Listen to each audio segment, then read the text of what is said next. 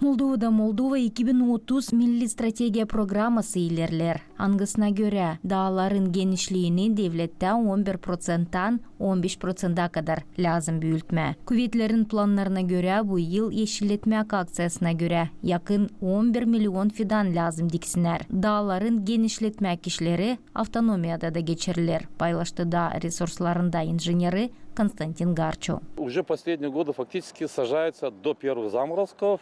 И потом весной, когда уже позволяет погодные условия. Но в этом году даже в начале января сажали еще.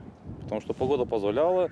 Kurallara göre fidanlar ilk ayazlardan güzün dikilir. Hem ilk yazın. Açan hava buna değini yakışır. Bu yıl ta yanvar ayın bitkisinde büyümleri dikerdik. Yakın 90%'da biz kendimiz fidancıkları hazırlarız. Bir yıllık salkım fidanı, kül hem meşe ağaçları 2-3 yıllık. Peki 20-25 hektarlık dağcazlar çok maydanda, Жолтайда var. Burada da savaşırız inletme dağları.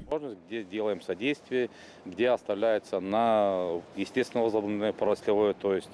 Nice nişanlıdı da çorbacılığın uzmanı yıl-yıldan bakarak klimatın değişilmesine fidancıkların çeşitleri değişir. Пока сажаем, мы идем еще по тому пути, что сажаем.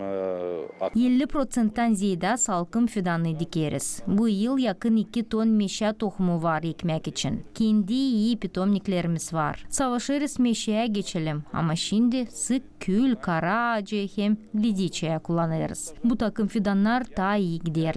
Глядичью. Вот эти деревья у нас идут хорошо.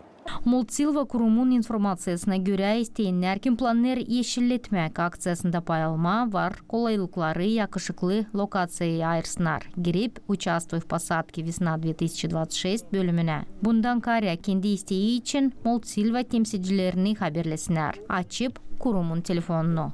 Людмила Новак, Вячеслав Косар, Артем Топал, ГРТ Haberler.